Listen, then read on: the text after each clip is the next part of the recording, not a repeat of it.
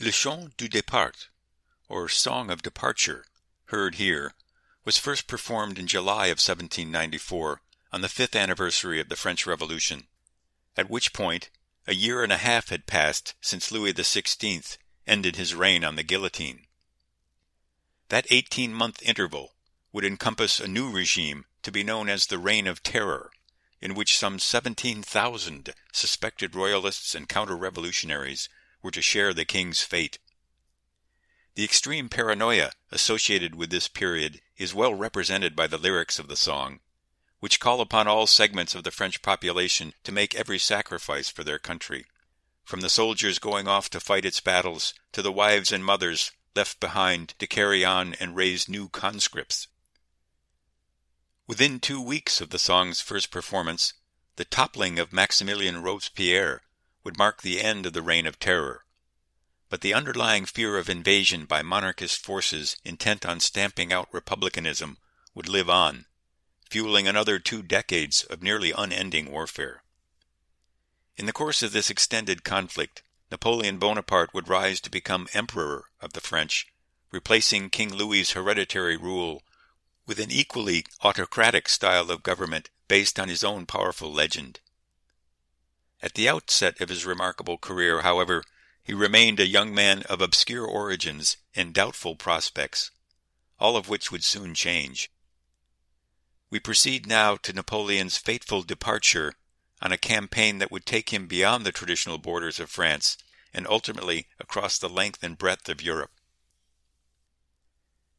In October of 1795, some 15 months after the death of Robespierre, the French Republic adopted a new constitution in which the General Assembly, known as the Convention, was reconstituted in 2 legislative bodies modeled on the American Congress: the Council of 500, comparable to the House of Representatives, and the Council of Ancients, comparable to the Senate. At the same time, a 5-member panel known as the Directory was established as an executive body. While the latter represented a clear departure from the unitary executive of the American presidency, it promised to secure additional constraints against the power of individual leaders in a country still very much on guard against the caprices of divine right monarchs. As such, it promised to end the political perils of the Reign of Terror and launch a new era of relative stability.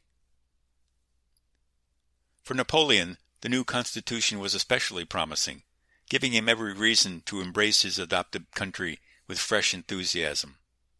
Thus far, he had managed to catapult himself from a lowly captain to commander of the Army of the Interior, and been lucky enough to escape the political blowback that had attended his rise. For all of his professional success, however, he had thus far led a remarkably uneventful personal life, which for the most part had been focused on his family and the travails of his homeland Corsica.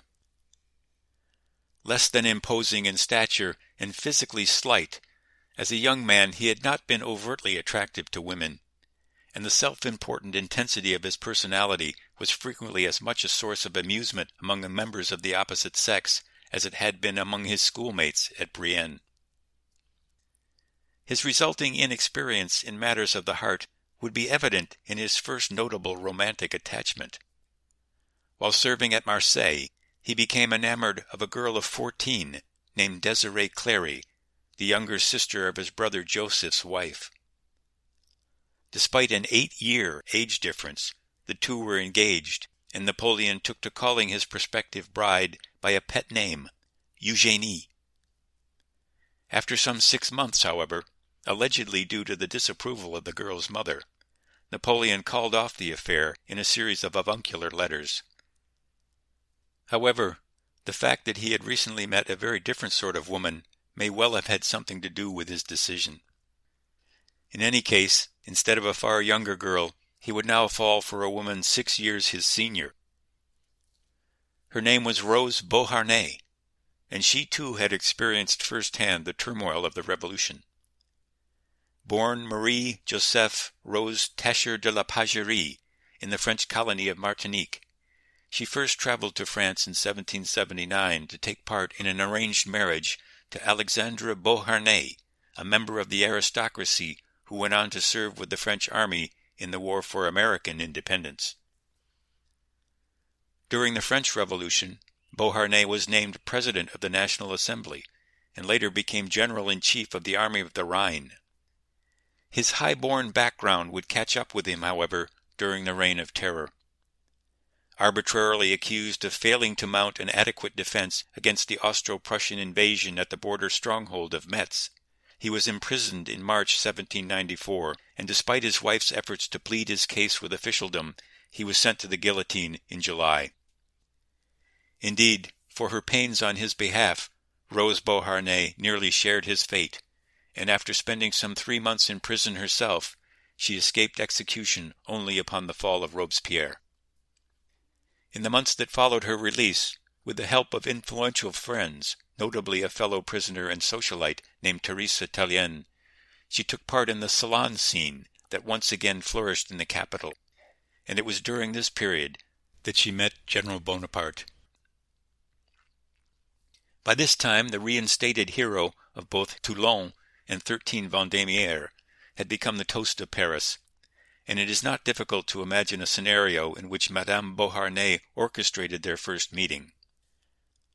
Her son, Eugène Beauharnais, then a teenager, had requested of the young army commander the return of a sword previously confiscated under a general disarmament order, and when Napoleon consented to its return, the boy's mother came to express her appreciation. Exactly what transpired during this meeting is the stuff of romantic novels, but clearly Napoleon took an immediate interest in the refined yet resilient woman who presented herself on this occasion. Over the space of the ensuing months, friendship turned to courtship, and he revealed his affections by bestowing on her another of his pet names, Josephine.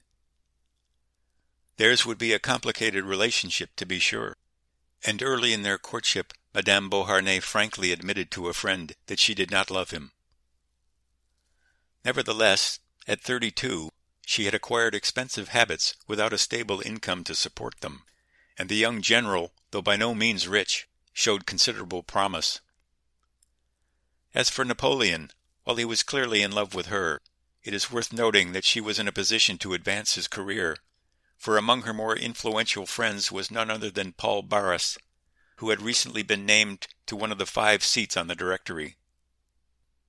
Indeed, command of the Army of Italy, a promotion Napoleon coveted above all others, is thought to have been part of an arrangement Josephine made with Barras on Napoleon's behalf. In any case, the prized assignment was presented as a wedding present to them both. Thus, courtship and marriage were closely linked to the pursuit of his career, and in March 1796, after a honeymoon of only 2 days, much of which he spent reading various accounts of Alpine warfare, Napoleon left Paris to take up his new command.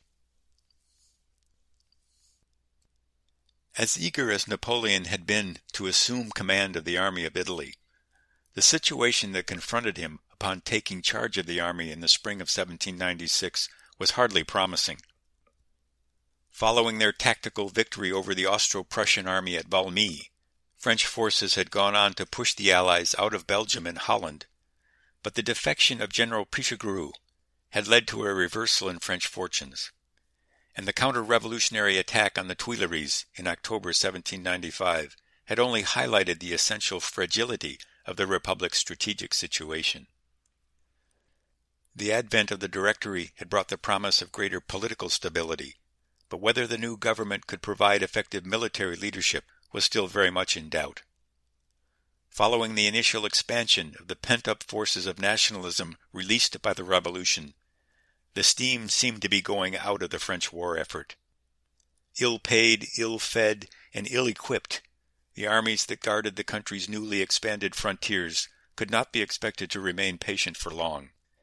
Unless the troops were provided with money, food, guns, and above all victories, their morale, and with it their loyalty to the Republic was bound to wane precipitously. It was under these conditions that Napoleon arrived in Nice, with orders to drive a combined Austrian and Sardinian army out of northern Italy. The army with which he was to do so numbered about 60,000 men, spread along a thin strip of coastline from Marseille to the village of Voltri, some 10 miles west of Genoa. This extended position had resulted from a failed attempt by Napoleon's predecessor, General Scherer, to persuade the Genoese to back the French cause, which left the French vulnerable to attack from both the mountains and the sea.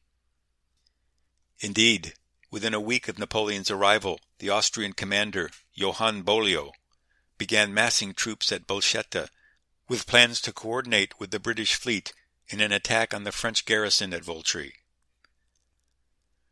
Due to delays in coordinating with the British, however, the Allied offensive did not get underway until the 10th of April, by which time Napoleon was prepared to receive it. Abandoning his own advance on Genoa, the new French commander ordered the garrison at Voltri to fight a delaying action back to Savona, where he had been gathering his forces for an attack with the larger strategic objective of driving a wedge between the Austrian and Sardinian armies. As Napoleon had anticipated, the Allied capture of Voltri effectively extended the enemy's front while concentrating his own, and that night under cover of darkness he ordered 5 French divisions forward against the Austrian right flank at Montenotte. On the morning of the 11th, his lead divisions routed the Austrians, driving them northeastward and opening the way for a French advance on Dago. 2 days later, Dago and its garrison of 4,000 Sardinians surrendered, and Bollio's demoralized forces withdrew to the village of Acqui. Thus far, the Austrian commander had managed his forces badly, giving confusing directions and failing to coordinate the movements of his various units. On the 15th, however, he received a rare stroke of luck when an isolated Austrian force misinterpreted orders and stumbled into Dago to find the French victors of the previous day unguarded and asleep. Following the occupation of the town, the French commander on the scene had returned to more comfortable quarters, leaving his exhausted men on their own. The ensuing attack sent the French fleeing southward, and Dago passed back into Allied hands. With some 14,000 Austrian troops on hand, the accidental victory might easily have been exploited, but the Austrian commanders simply couldn't believe reports of their good fortune, and failed to send reinforcements. Meanwhile, infuriated at the lapse of discipline within his own command, Napoleon organized a fresh advance and retook the town. Consolidating his position around Dago, he prepared to attack the Sardinians, who had withdrawn from Siba in favor of a strong defensive line along the west banks of the Tanaro and Corsaglia rivers. With the rivers running high and the French soldiery running out of food, Napoleon's initial advance failed, but subsequent maneuvers caused the Sardinian commander to abandon his position lest his line of communication be cut. This forced the Austrians in turn to withdraw, and in the course of this displacement, Napoleon moved quickly to exploit the enemy's vulnerability, enveloping both Sardinian flanks and eventually scattering the entire force. Shortly thereafter, the Sardinian commander requested an armistice, to which Napoleon responded by demanding the surrender of 2 key strongholds. Next, continuing to press his advantage, he drove his forces northward to prevent the remnants of the Sardinian army from rejoining the Austrians. On the 24th, his terms met, and armistice was signed. Thus, in little more than 3 weeks, the army of Italy had disposed of half its opposition and established a solid base in Piedmont from which to stage further operations. Scarcely pausing for breath, Napoleon now turned his attention back to the Austrians, who had withdrawn eastward, crossing to the north side of the Po River and destroying the bridges in their front. Feinting toward Valenza, he ordered his main force downstream along the south side of the river, and after capturing several large boats, forced a crossing at Piacenza on the 7th of May. The next day, the Austrian left flank was driven back to the vicinity of Pizzighitone, and Bollio began withdrawing further eastward. Late the following day, one of Beaulieu's advance units ran into a French outpost near Codogno, and suddenly flashes of musket fire lit up the darkness. Riding forward to investigate, the French divisional commander, General La Harpe, was accidentally killed by his own men, and as the enemy continued to press forward, the leaderless French troops fled in panic. For the Austrians, an opportunity now offered to drive the French into the Po, but again, as at Dego, the commander on the scene failed to seize the moment, contenting himself with having put a scare into the French. The next day, in the absence of an enemy attack, Napoleon recovered the lost ground and resumed his advance. Now it was Beaulieu who was in peril, for unless he moved quickly he was in danger of being cut off from his base at Mantua, in which case all of northern Italy would likely be lost. Racing eastward, he fell back on Crema, seeking to establish a new defensive line east of the Adda River. At the village of Lodi, on the west bank of the river, his rear guard covered the approaches to a wooden bridge some 200 yards long, while on the eastern end of the bridge 16 guns stood ready to prevent the enemy from crossing. With their own troops still occupying the town, however, the Austrians made no preparations to destroy the bridge. Thus, on the morning of the 10th of May, Napoleon arrived outside Lodi, even as his troops were driving the Austrian rearguard through the village. Hurrying forward with his artillery, the French commander took part in shelling the enemy positions on the eastern bank of the river in an effort to prevent the bridge from being destroyed. At the same time, the Austrian guns on the opposite shore commenced a murderous fire, preventing the French from crossing. Sending a cavalry unit upstream with orders to find a ford and flank the enemy position, Napoleon awaited the arrival of fresh troops, and bringing up more guns, continued to pound the enemy position. Then, with the sun low in the sky and still no sign of his flanking force on the opposite shore, he gathered some 3,000 infantrymen in the town square, and astride a white horse, delivered a speech calculated to goad the weary men into a reckless assault. He wanted to storm the bridge, he said, but wasn't sure they were up to it. Instead of charging as a unified mass, they would likely hesitate, stop to fire their guns, and in the end be repulsed. For the young commander, who appeared boyish even on horseback, the speech itself was a gamble, yet there was about him an aura of leadership that inspired confidence.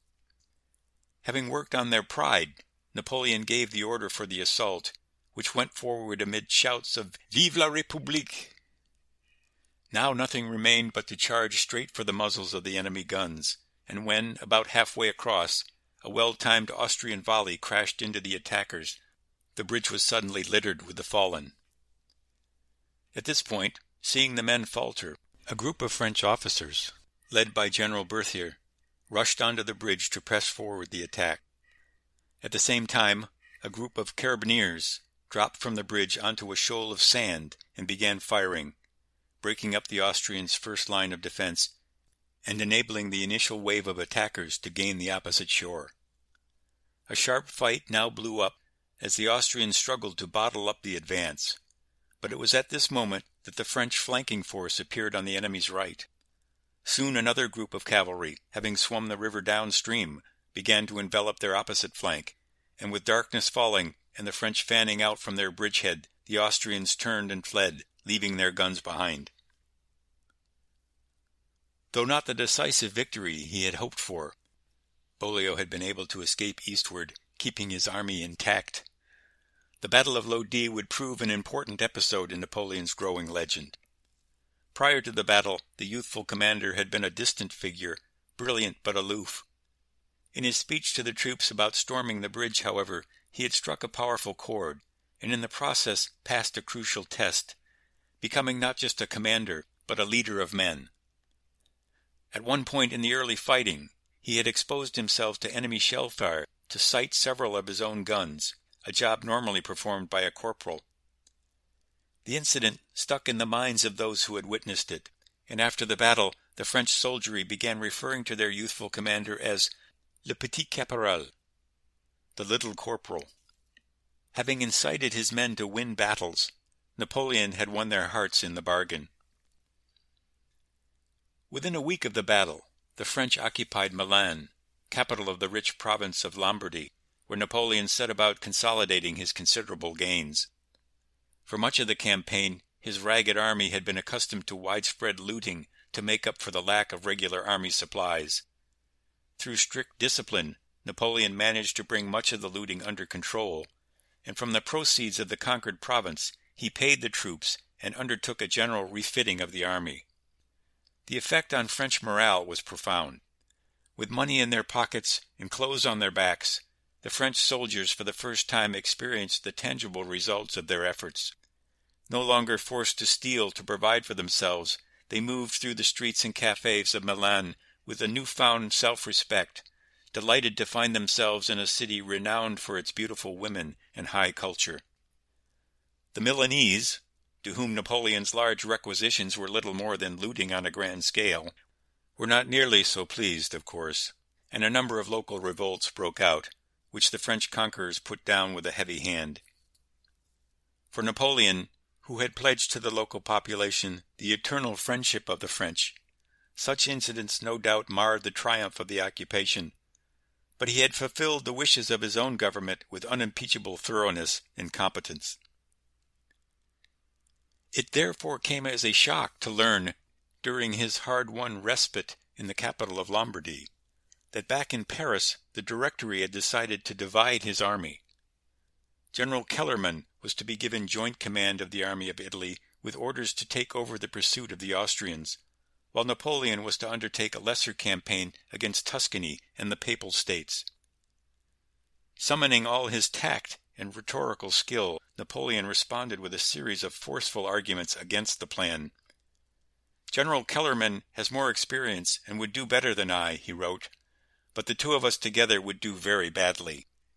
In fact, the idea of working with Kellerman, who at 61 would have clear seniority, was anathema to Napoleon, and he hinted broadly at the possibility of his resignation under such circumstances. Surely his recent successes warranted better treatment than an effective demotion. Yet it was precisely due to his success and the influence it conveyed that the government had proposed the change. Having already established a reputation for dangerously independent thinking, the popular young general posed a potential threat to the leadership in Paris, and the energy and aplomb with which he had handled diplomatic affairs left the directors feeling decidedly uneasy. But with the rest of France's armies bogged down, they could ill afford to lose the one man who had brought them victories, and so they relented, leaving Napoleon in sole command with the proviso that in addition to defeating the Austrians, he moved to subdue the Papal States. Much relieved by the outcome, Napoleon showed few signs of having been chastened by the incident. Just the same, the affair could not help but remind him of the tenuousness of his reputation in the volatile politics of the capital. One could not be too careful in such a world, especially an outlander whose native country was now under British control. Thus, it was during this period that he dropped the letter U from his last name, abandoning the Italianate Buonaparte for the French Bonaparte. Under the circumstances, it couldn't hurt to appear as French as possible, especially in the event he were ever to assume a role of political leadership. Meanwhile, having garrisoned key strongholds along his line of supply, he pressed forward, maintaining the initiative against the demoralized Austrians.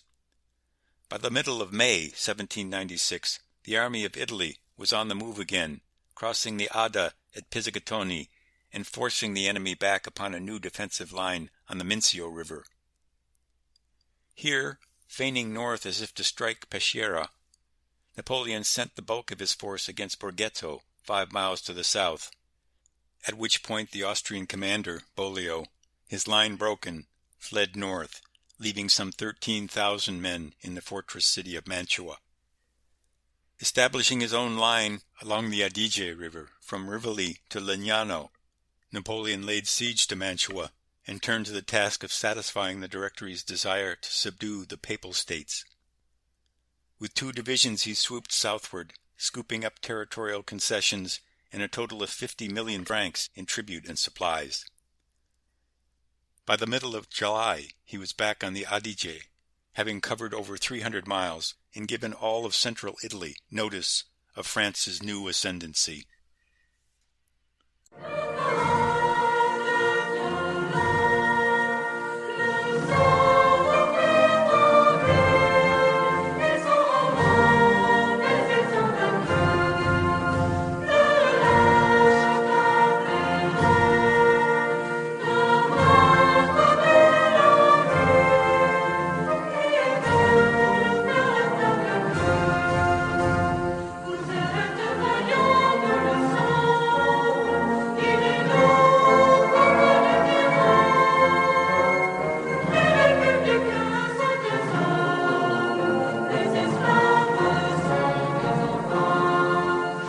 République